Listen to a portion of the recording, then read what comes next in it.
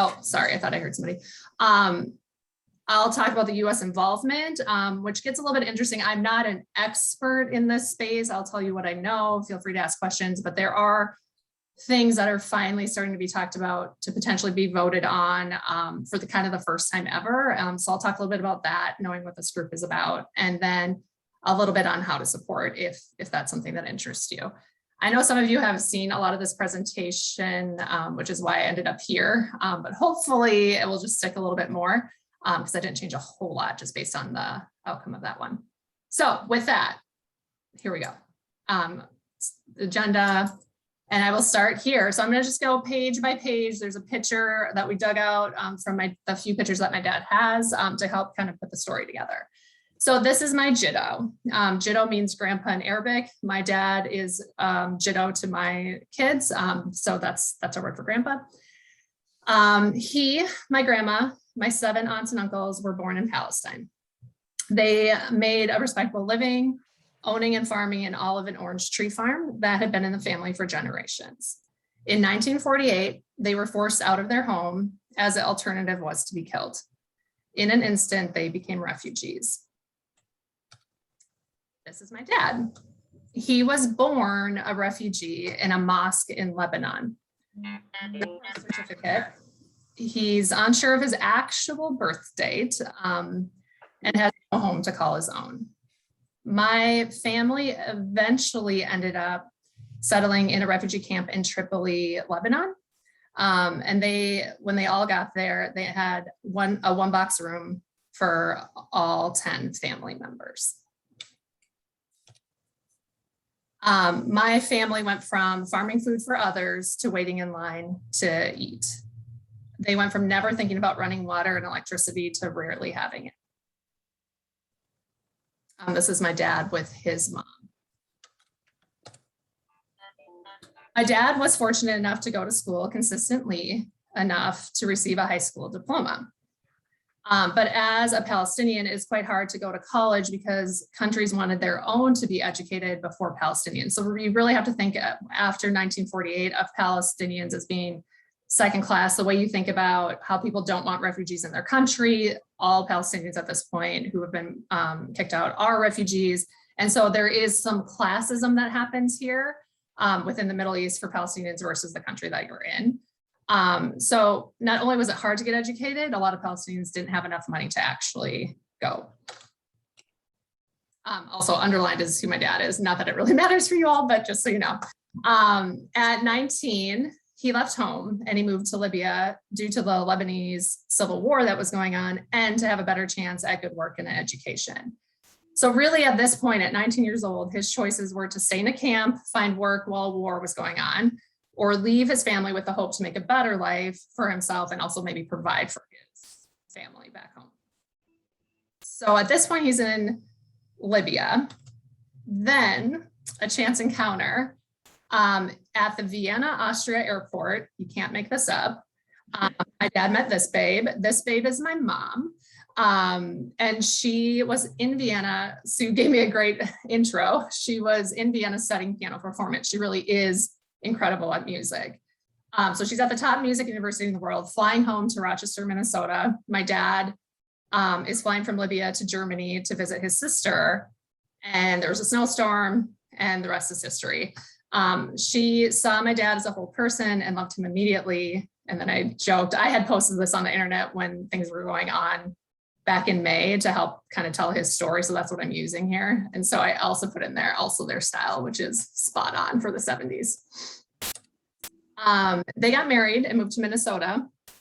They barely had $1 to their name, but my dad finished schooling at the University of Minnesota, earning an architecture degree. He visited Lebanon every few years.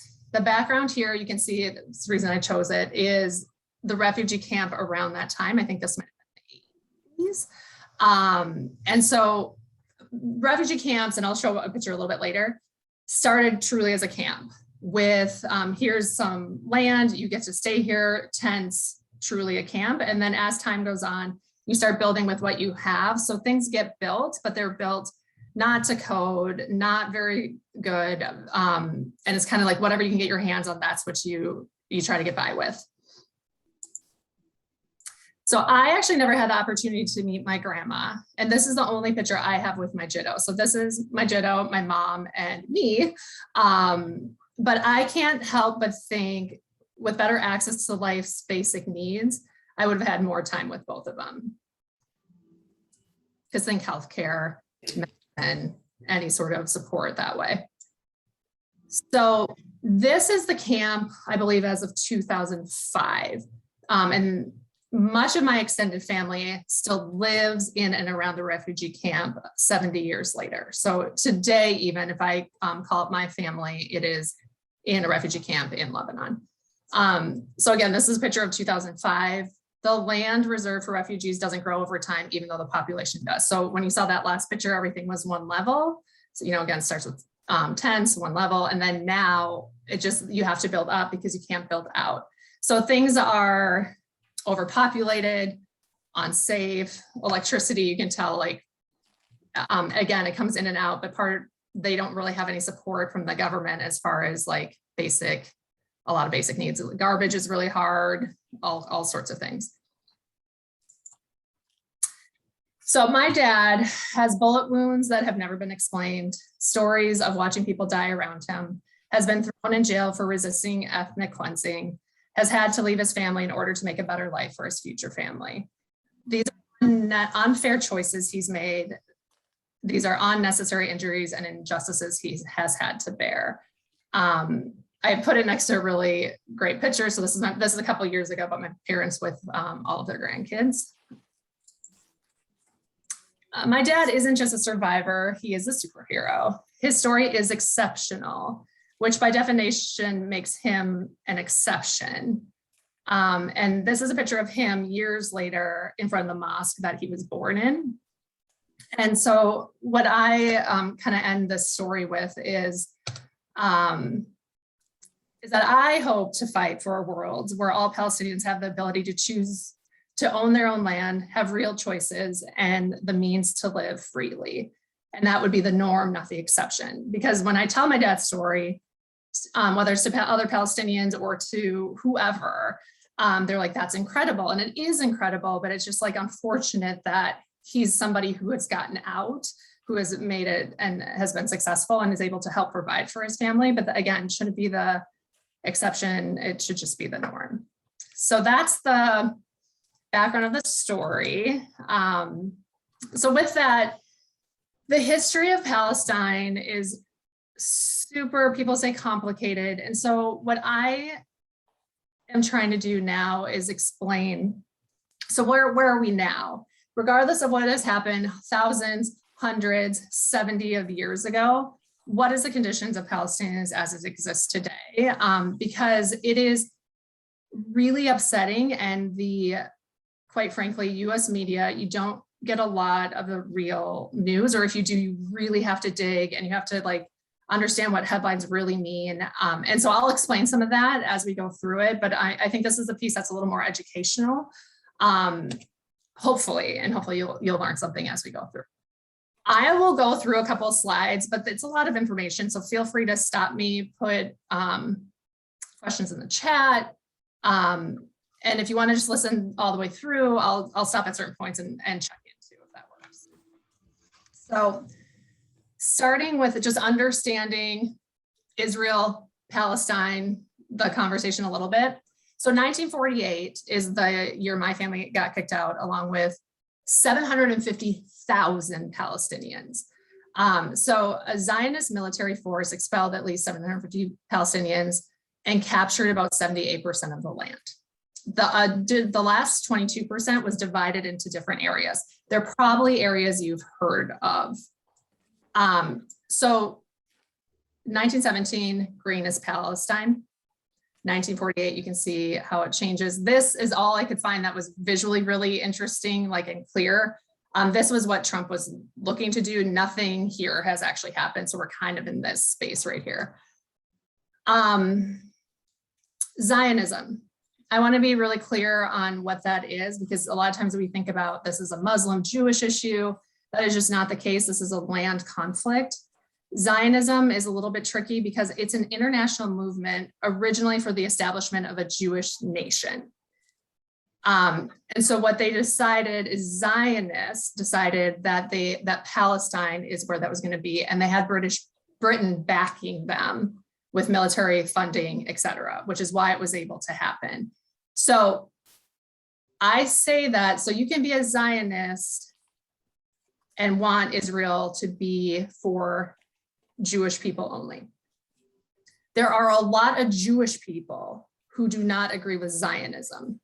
So I want to make that distinction because that's where it starts to feel like, well, it's a religious issue. It is a very conservative Jewish view that they should have land to themselves. Palestine was one of a few countries that was looked at to be the Jewish nation. So they had looked at a couple other countries too, and then eventually with Britain decided this is what it was going to be.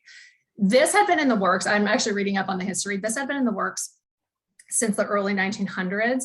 It was after World War II where everything just like totally fell in their favor, which, you know, based on World War II, a lot of Jewish people were fleeing, and both the US and Britain were like, yes, we think that's really a good idea. Jewish people should go there. And so there was a lot of momentum because of what had happened historically to end up displacing my family and almost 1 million Palestinians after World War II.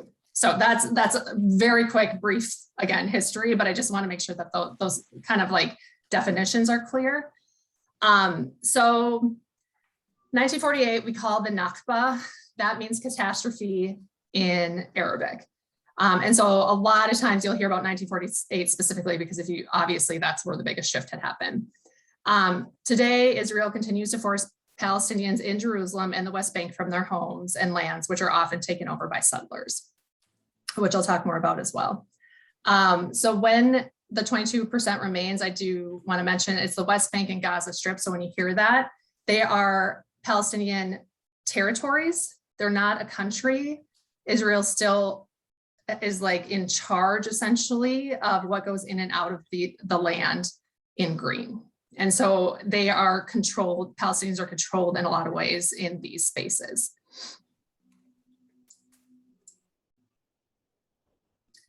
So again, the locations, Israel's in blue, Gaza's over here. I do want to talk about Gaza a bit. So if you guys, I don't know if you'll remember this, but in May, Palestine and Israel came up a ton because there was some bombings going on. Anytime tensions rise, Gaza is what gets hit. It's really heartbreaking. There are 2.1 million Palestinians in Gaza. Gaza is 25 miles long and 4 miles across. It is tiny. So people refer to Gaza as an open air prison because it is 25 miles long, 4 miles across with 2.1 million people in it. And anything that goes in and out is all the Israeli military is all around it. Then you have the West Bank, which is a lot bigger, but there's 2.7 million Palestinians, and there's almost about 500,000 Israeli settlers who are not supposed to be there because you cannot settle as the country occupying in the land that you're occupying. I'll get into that too, but that's against international law to do that. And then East Jerusalem was meant to be for Palestinians. And as of right now, there's 345,000 Palestinians. There are almost half the population now is Israeli settlers. So according to Human Rights Watch, I'm going to just read this here. Israel, which calls itself a Jewish state, is committing crimes against humanity of apartheid and persecution against Palestinians. So internationally, it is recognized that what's happening here isn't right, I guess is the best way to say that. Any questions so far? It's a lot to take in, I understand. Okay, so talking about Israeli settlements themselves. Settlements are Jewish communities built on Palestinian land. Again, there's about 600 to 700,000 Israelis living in settlements on the West Bank and in Jerusalem. They're illegal because it bans what I just sort of said is the Fourth Geneva Convention, which bans an occupying power from transferring its population to the area it occupies. Also, this is something to pay attention to. You will catch the US media calling forced expulsions of Palestinians from their homes evictions. So in May, all this stuff started bubbling up because they were forcing families out of their homes that they have kept, for hundreds of years. And settlers were coming in, and the headline, New York Times, I mean, you name it, was there was Palestinian evictions. Evictions imply that you've like missed your rent. There was nothing that they owed anybody. It is their homes that they say either you leave or you pay $10,000 and we will take it down and you still leave. So it's really nasty. And so that was getting a lot of attention. People were fighting back, like, you can't kick these families out. They've been here for generations. This is not your land. We're an occupied land. And then tensions kept going.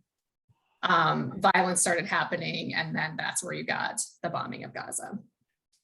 So that's a lot of like the background of what happened in May specifically. So understanding the occupation. So you understand settlements a little bit. It's not just about them taking over land in occupied areas.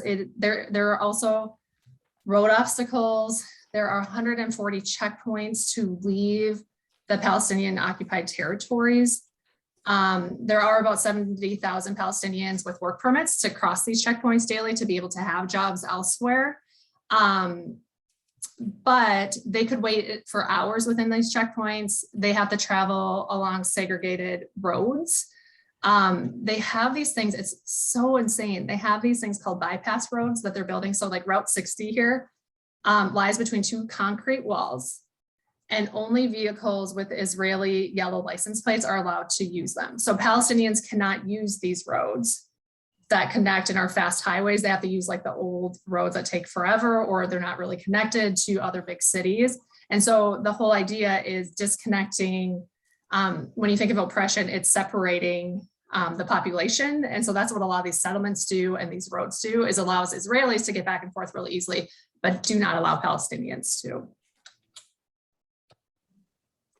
There's a separation wall. This might sound really familiar to you. This is where Trump got the idea. Since 2002, Israel has been constructing a wall that is 400 miles long and 26 feet high. So not only did they construct this wall, they also didn't put it on the exact line of the land. They put it inside the Palestinian land, which is land that they could, in some cases, they could have farmed more. They cut off Palestinians to different social services and schools by doing it a certain way. And so literally there is a wall in the West Bank separating Palestinians from the world. The human cost. Between 2008 and 2021, the conflict has killed 23 Palestinians for every Israeli. I want to be clear, I don't think anybody should be dying. But I also want to mention numbers, because again, when you see the news, you see headlines, it always feels, at least here, of course, as a Palestinian, I feel like it feels like, oh, it's a conflict, both sides. And 23-1 isn't both sides. That's one-sided. Somebody has a lot more power than another side, if that is the death toll. Not to mention down here, 120 Palestinians have been injured, and another 6,000 almost Israelis have been injured throughout this time. Of those killed on the Palestinian sides, which I think matters too, at least 1,200, 22% were children, and 10% were women. Because you do bomb Gaza, there are too many people there that you can't, even if you could be precise, it can't be precise because it's so small. There's too many people in such a small area that they're going after, and they know this. On the Israeli side, 121, 48% of those killed were security forces as categorized by the UN. Again, this one's a gross one for me to share, because it's not like I'm saying anyone deserves anything more. It's just that everybody deserves less than this sort of treatment, or better than this sort of treatment, I should say. And then I added this slide because while death and injuries are very important, there is something that has caught my attention the same way as I've been learning and studying more about the prison system in the United States, and how race plays into it. A similar thing is happening in Israel. So Palestinians are held in Israeli prisons. Palestinians, if they go to trial, are trial, jury, all of it, judge, all Israeli. So you can only imagine how that goes as far as who's being favored. There are currently 46 or 4,700 political prisoners held in Israeli prisons today. I think this was as of September. And Palestinians view them as political prisoners attempting to end Israel's illegal occupation. So essentially people who are trying to fight back. Let me make sure I get this right. Administrative detainees. So there's 520 people held without charge or trial. Meaning, let's say you're at a protest, they arrest you, you go into an Israeli prison. You can be held by the military renewably for 6-month periods without charge. There are people of these 500, there are people who have been in prison with no charge, no trial for over 2 to 3 years. If you ever hear of anyone, somebody just was on a hunger strike. This man was on a hunger strike for like 100 and some days, and he was a administrative detainee. So he didn't even know why he was in. And they just let him go after a ton of media attention and pressure on him. There are 200 child prisoners. This is just really hard to read about. I'm not going to talk a lot about it, but enough said. And other things to note is throwing stones can be a crime that's punishable up to 20 years in prison. So the other thing is the punishment doesn't match the crime in a lot of ways too. So that is what I had on like sort of the today settlements, treatment of Palestinians. Do you guys have any questions there? Again, I know it's a lot that I'm talking at you. Nadia, I have a question. So sometimes you hear about some Israelis, want to do this and others don't. Do you have a sense, is this strategy of oppressing the Palestinians in this way, is this broadly accepted in Israel? Is it 60% of the people? You have any sense of that? I don't have a good sense of that. But I want to write this down because you're not the first person to ask me that. So I will find out at some point. What I would say is those who don't support Israel have a very hard time. So I don't know how honest people can be about it. So a great example, not quite the same, but silly, but Emma Watson, who played Hermione on Harry Potter, like famous British actress, she just came out in some way, social media, in support of Palestinians. And the backlash she received was significant. And then, but now what's interesting is since May, and honestly, I think the awakening that a lot of US people have had since Trump, since George Floyd's murder, I think there's a lot of people who are like, I can't really believe this over here and not care about the Palestinian cause. And so while she got backlash, there was a lot of support to say, it doesn't have to be one or the other. So I don't have a good answer for you, but I am hopeful that it's shifting a little bit I'm hopeful that the US is shifting a little bit, or at least those of us who are thinking harder about things like this and if it's fair or not. So I didn't answer your question, but I think it would be really hard to know for sure, but I also know that there are a lot of Israelis who are not supportive, but I wouldn't be able to put a number to that. Thank you, appreciate it. Wendy, did you have a question? Yeah, oops, and my mute is not on. Okay. You're good. I'm, I have not studied, the Palestinian and, Israeli conflict a lot, but I, hear things over the news here and there. I'm just wondering if Benjamin Netanyahu was not in power of Israel, would things change for the better for Palestinians? So he is no longer in power. He just switched this fall. And the person who took over is not necessarily going to be better. He is coming from the military. I can't quite remember his background. Holly, I feel like you can help me out here with all that nodding. No, then when did Netanyahu? I thought he was still in power. When? No, he got recently. Oh, okay, wonderful. And the guy that took his place is even more like him.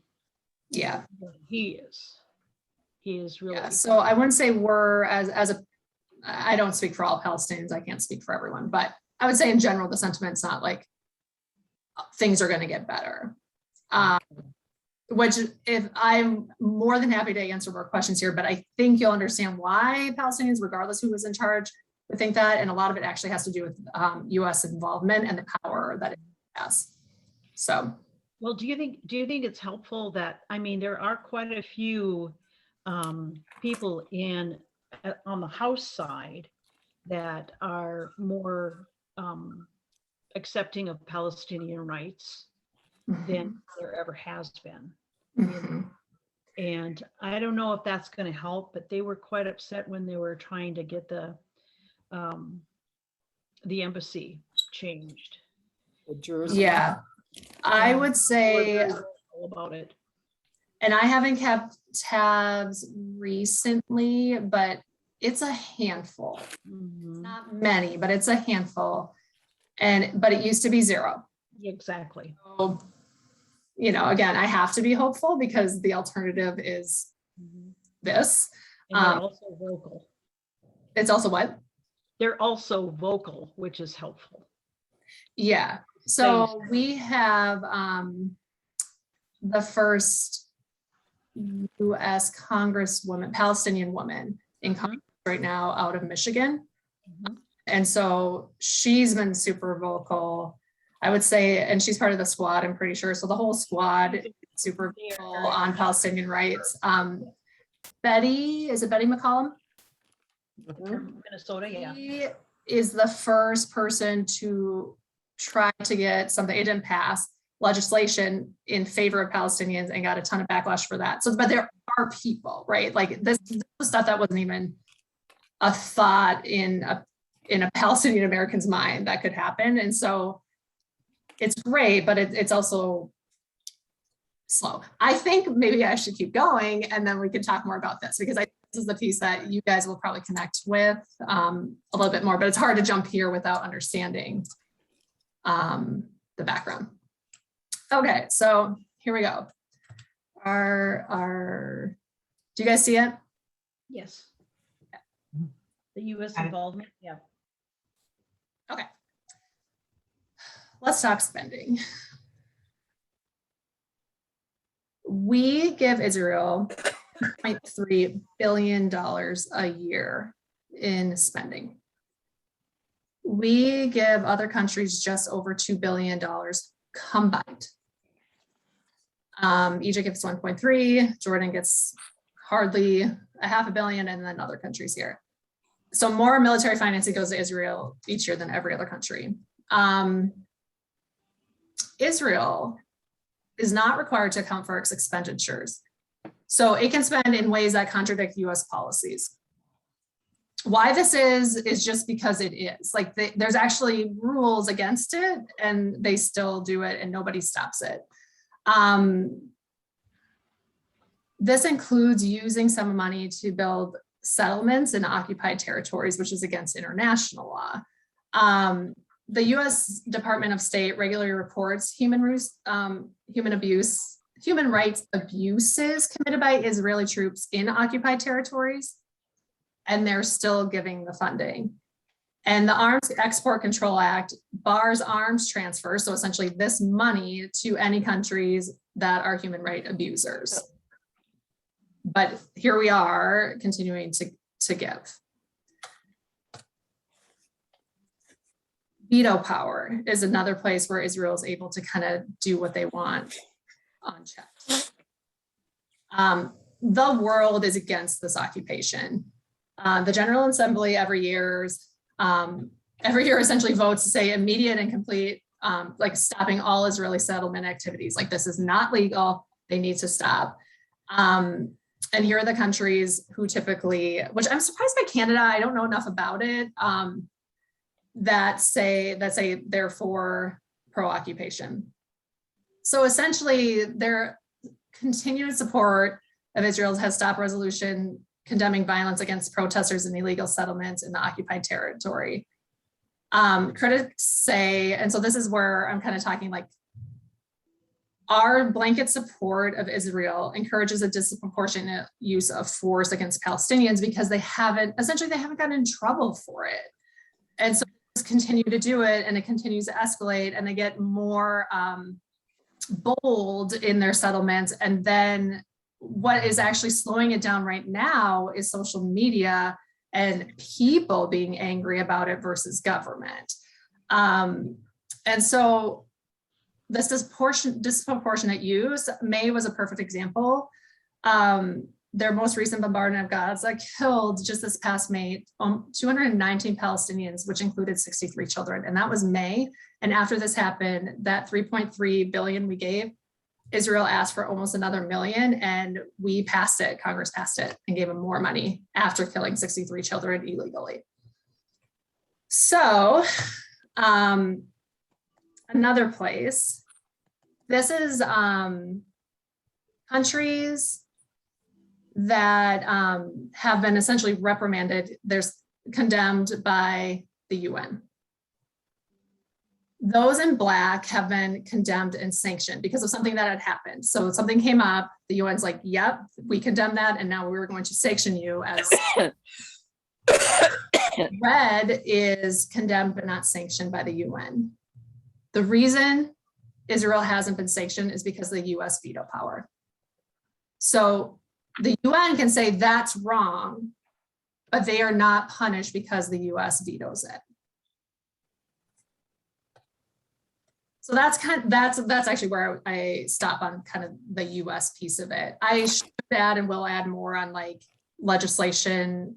Nothing has passed, nothing's out right now that I could say go ask your congressperson to vote on that. But if there is, I'd be happy to pass that along. But this is sort of where we're at. And so as a Palestinian, an American Palestinian, it's just a very uncomfortable position to be in most of the time. The other thing I'll just add, since we're here, is this is my last slide, other than like if you want to donate or how do you want to support or help.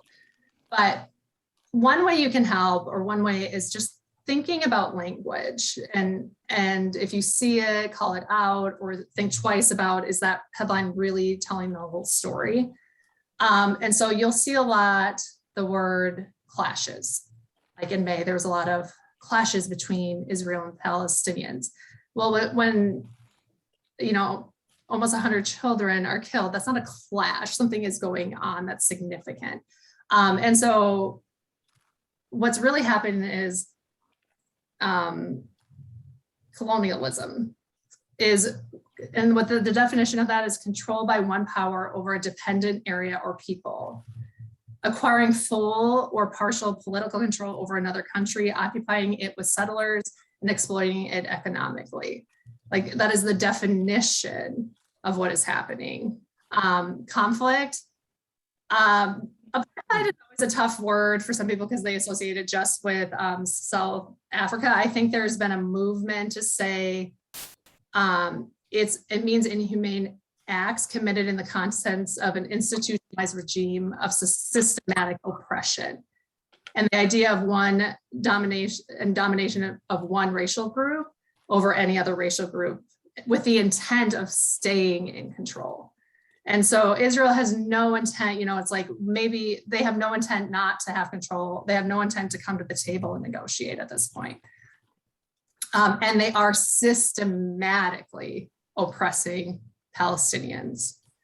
And that, again, the laundry list, I could talk about more. Water control, they control water, they control what comes in for food supply. COVID, oh my God, it's like vaccines. Israel was like the first country, vaccinated to whatever percent. They're like the poster child for the world. Like, how did it work? Palestinians are barely vaccinated, but they could be, so just everything you can think of, the answer is yes. Yes, they're being oppressed that way. Both sides, that one kills me. When you have all the power, all the money, all the military, it just can't be both sides. I wish it could be both sides. I wish Palestinians could put up a better fight than they can, but they can't. And evictions, I think we already talked about, they're full force expulsions. You are taking people out of their homes illegally. So again, just words to think about. And then the last one, I'm happy to send this to Sue if you guys want it. Some organizations you can donate to. This one's a little bit old, but I left it on here because if there is anything like this again, or you can send something to your representative saying stop sending aid, was one. This is no longer. And then the U.S. Campaign for Palestinians' Right is just a really good organization that has good up-to-date information. So that's probably the quickest way to just like learn things, see if you're interested in certain topics. They would do a much better job, obviously, than I would. Yeah, so I'll stop there for now. There's also some books. I'm just starting to read more. I have small children, so that's just like not a thing I do right now, even though I would like to. But I could give some recommendations that way too, if academically you're interested in learning more of the history or whatever it might be. So a ton of content. Any questions, thoughts, conversation? Doesn't have to just. I have a question for you about Ilhan Omar, our representative in Minnesota here, and her criticism of the United States, and she got in a lot of trouble. I actually agree with her. For what she had to say, but she took quite a hit when she said that, and because there seems to be a lot of lobbying, a lot of money from Israel to the United States, and that was part of it. What do you, any thoughts on her or that whole thing? She is an outspoken Black woman who Muslim, add all the adjectives. She's not going to win anything, which is really unfortunate. It didn't surprise me, would be my answer. I am so grateful she did say something. I am so grateful when anyone has the guts to do it. I can't help but notice most of the time there are women who are standing up for Palestinian government, point for women. So that is why representation matters, though, is as we continue to vote and think about people as having different perspectives. And so no, the response doesn't surprise me, but I hope that starts to change, or the backlash, because that's what happens all the time. Even I am quite serious about wanting to visit, I say Palestine. It might be hard for me to get in because if you looked at my social media, you'd have the picture of me holding up that sign for a protest. I don't actually post that much, but they would say, but you are pro-Palestinian. I don't know if I want to let you in here. You can't be outspoken easily for the Palestinian cause. What I am grateful for is that people are actually speaking out about it. Most of my life, it was silence. So I would say I am so thrilled to even have anybody speaking out. We would need more of it for anything to actually change, which is going to take a long time, because Zionism this is what I'm reading about right now, you know, as Britain sort of fell after World War I and the US came into being the world power, Zionists were here already lobbying. And so it has been ingrained from the beginning, from the early 1900s, to support Israel and the cause of Zionism. And so that it's just going to be very hard to untangle, if we ever do.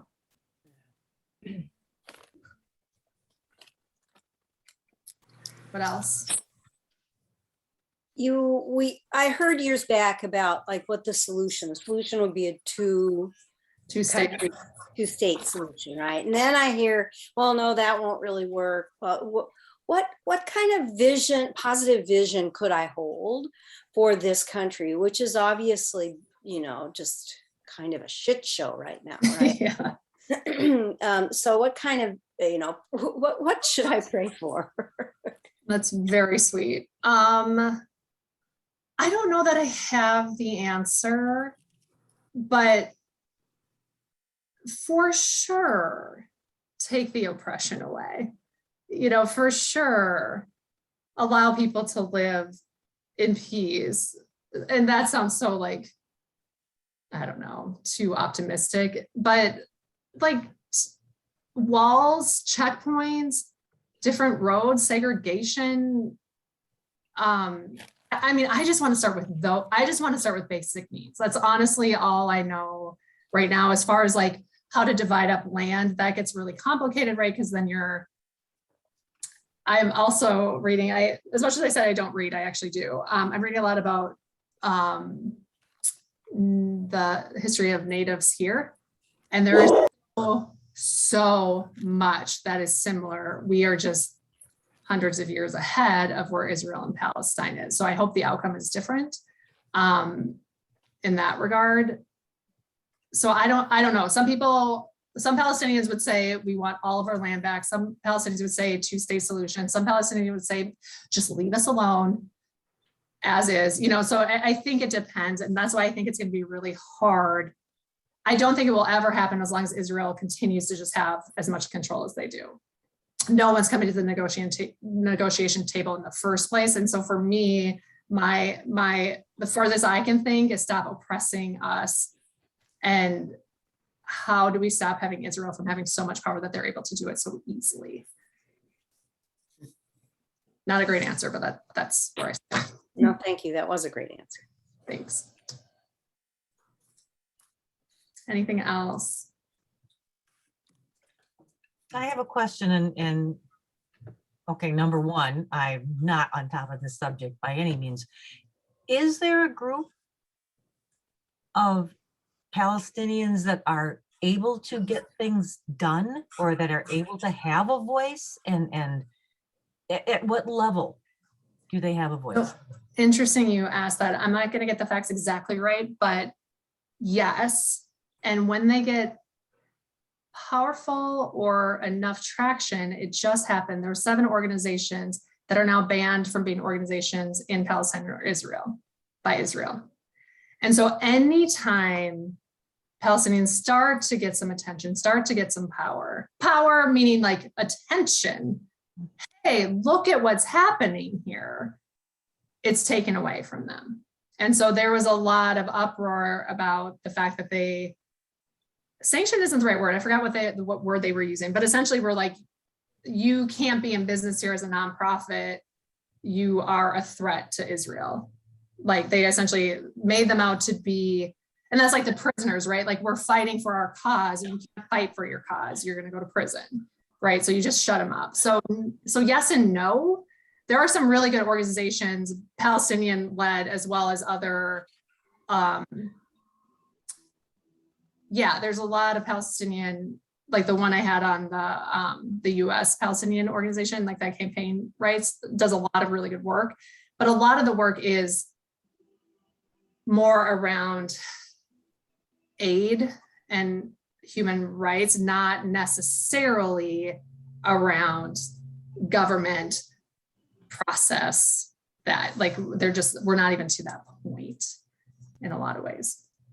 And there is a government, loosely a government that governs the Palestinian occupied territories, but they are in the pockets of Israel. So a lot of Palestinians are like, sure, you can say we have a government, but we don't really have a government. They're just listening to what Israel says. And so that's a point of contention too, is that those that are supposed to be taking care of Palestinians are actually being bribed by Israel. And so that's where you get, and I don't know a lot about this either, but that's where you start getting Hamas, who's like, screw this, nobody's doing anything. So we're going to go ahead and be intense about it. But then they are named a terrorist group. And I personally think that's up for debate when you're oppressed the way you are to actually want to fight back. But we don't recognize them as a group trying to form a government either.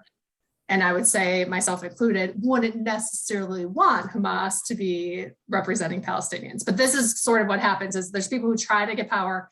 If they get power the right way, Israel kind of puts them back down, bribes them, or we call them terrorists. And so those are sort of our options as it stands today. Nadia, do you live in the metro area, Minneapolis area? I do.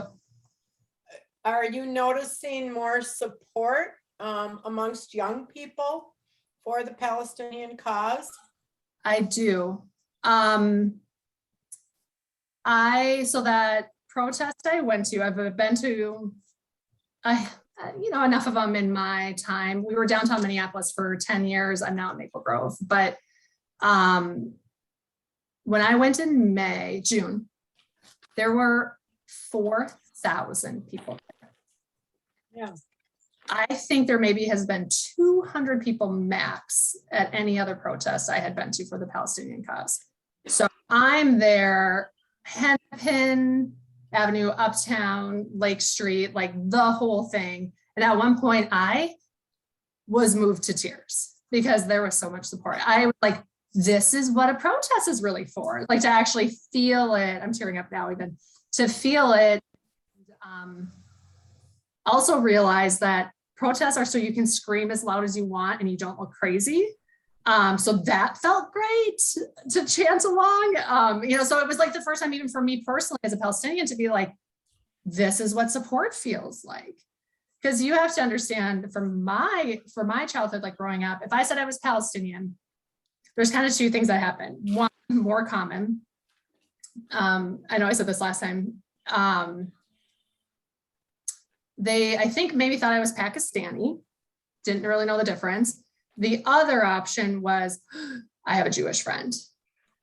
And so then it was sort of like shut down. I mean, not said quite like that, but it was essentially like, can't do it. It's too complicated. It's too hard. And so I always felt very silenced. Like this, even me speaking like this is very new to me. And the fact that I feel comfortable, I think that comes with age, experience, all of that too. But I also think it comes from the fact that people like you actually want to hear and learn more about it. And so I feel an obligation to share that. Yeah, I have my youngest son lives in Minneapolis and he writes a lot of different political things, but has been involved in helping his Palestinian friends. That's and he great. also has Jewish friends too. That and you can. That's the thing. You and can. That's the way it should be. Actually, he's got two brother friends that are Jewish friends that were Russians, and they moved to Israel. Wild. And now they are in Minneapolis. And one of them is reviving Yiddish music, and she's really done a lot of wonderful work. But they're all sympathetic to the Palestinian cause, even though they're Jewish. Yeah. So, well, that's what I'm saying. Being Jewish, complex issue. Being Jewish doesn't mean you're a Zionist. It's Right. like taking the most, any religion, the most, like my dad is Muslim.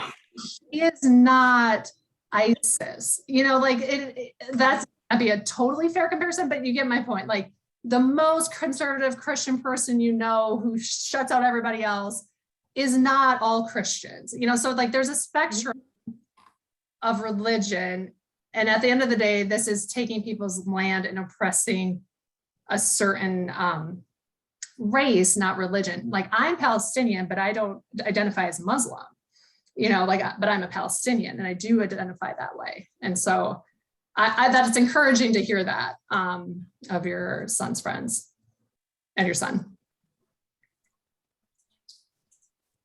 Yeah, Karen. The U.S. just seems to always be so beholden to the Israeli cause. It must be the people in power that have the money, that are sympathizers of the Israeli ties to Israel. Because like you said, I think if you, like the younger people are embracing the Palestinian side. I think Joe Biden even said he was for a two-state solution, and that was not on the campaign trail, right? And that was kind of glossed over and not popular. But if you follow the money, it's I suppose the corporations are funded, sympathizers of Israel, right? In the US. That must be a huge thing. Follow the money, right? Well, also with evangelicals, the idea of we're Christian, we gotta save Israel. What? That doesn't even make sense. But they really support that idea, Oh. Because is it salvation, like the Jews have to have their homeland back? Because Jesus is in Israel, and evangelicals have a very strong tie to Israel. Oh, which again doesn't make sense to me, but they do. Not all, but a large percentage. Yeah. Yes, Jonathan. Yeah. Thanks, Nadia. This is one of the finest presentations on the topic that I've seen. Oh, come on! Thank you. Because the attempt to make this a very confusing issue is been there for as long as I can remember. This has turned into a it's important to understand the history of this, because the United States has a very strong foundation in anti-Semitism. And after World War II, there were a whole lot of Jewish refugees, and they needed someplace to go. And the British community and the United States didn't want them here. And so it was easier to carve up somebody else's home and just give it to, give the Palestinian land to the Israelis.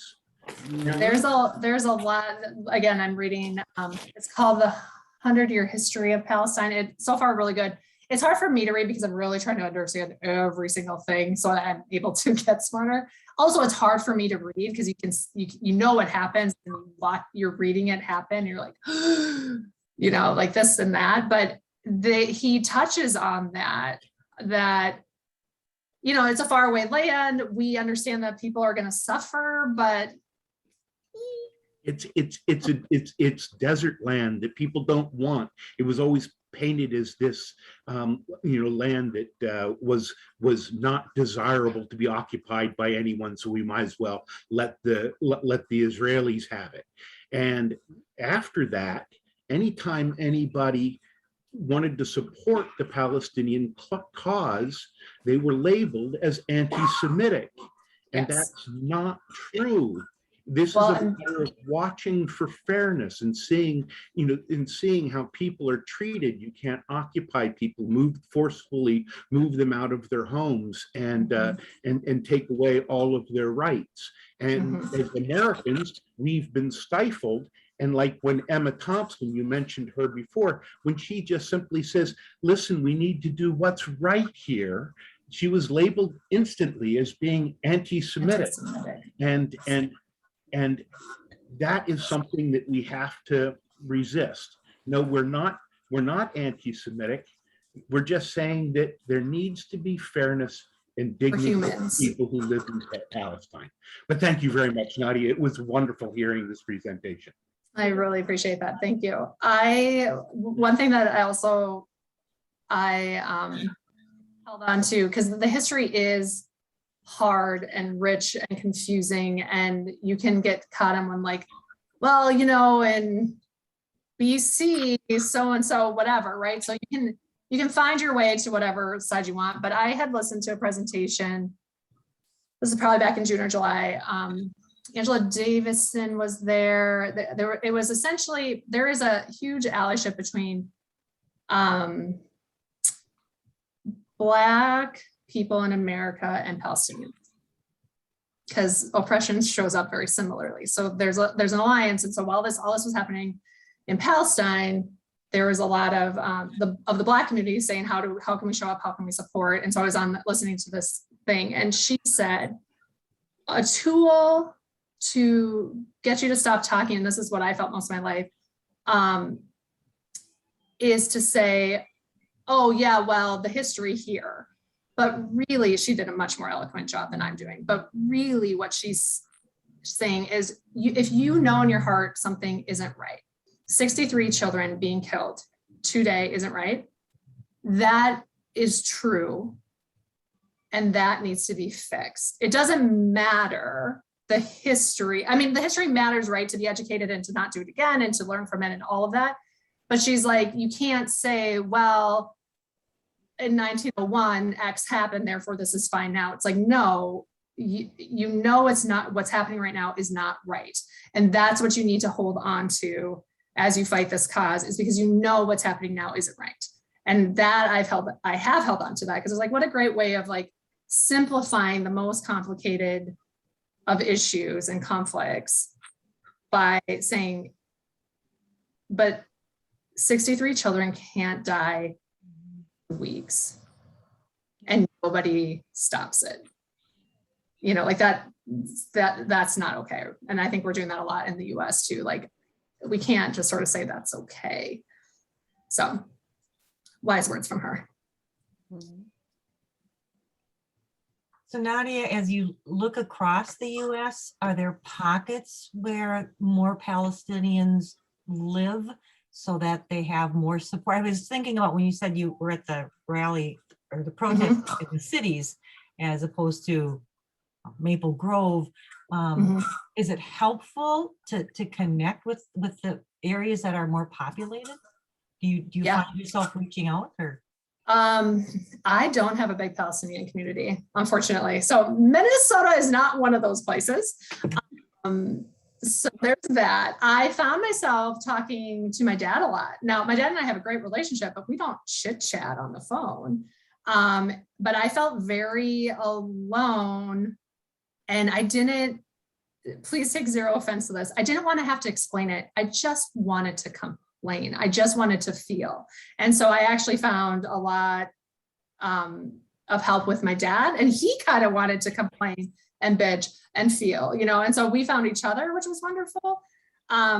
Detroit has a really big Arab, Muslim plus Palestinian community. So Michigan is like a really big area. California is, New York is. Besides that, I don't really know. And honestly, there just aren't a lot of Palestinians, a lot of places other than the Middle East. I mean, there's obviously, we're sprinkled around the whole world, but as refugees, you kind of just go where you can and get out as you can. So, so while the rally, there was a lot of people there, I would say I was really impressed at actually the diversity that was there. There was a lot of Jewish, like people were being clear that they were Jewish at the rally. Do you know what I'm saying? There was a lot of white people, there was a lot of Black people, there's Somali, like you name it. It wasn't all Palestinians, not even close. And so that sort of diversity, even in that rally, was really uplifting. But no, I wouldn't say I have a huge community here at all. Actually, I should probably do a better job of that. Find my people. You have a lot on your plate with small children right there. Yeah, fair enough. Are there other questions for Nadia tonight? Otherwise, I'd like to take this opportunity to thank you. Did record it and we will, I will send it out. I also want to make sure I get a copy of that last slide. So Yeah, that of course. include that, if people, want to make contact or donate, make sure that I get that.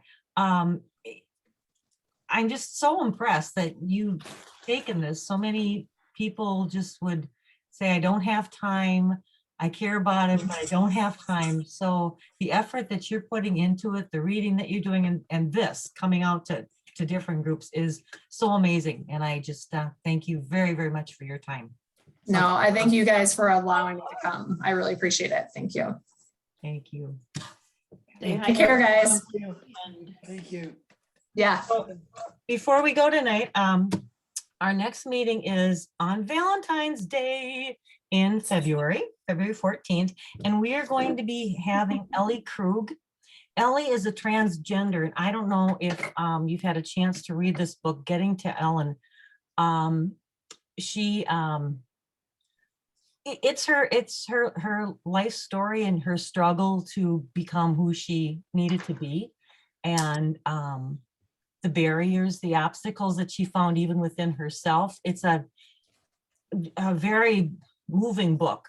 And I think it's on Amazon if you'd like it. If you want to read it ahead of time, you don't have to, but it's quite interesting. Anyway, so she will be here in February. Other than that, I think that kind of wraps it up for tonight. It's good to see everybody. Stay warm, stay cold, just dress for the season. It's Minnesota, right? We know how to do this. So 30 above tomorrow. yeah, it'll be good. So thank you very much, everybody, for being here tonight. And take care. Thank you, Sue. Thank you. Take care. Bye-bye. Bye all.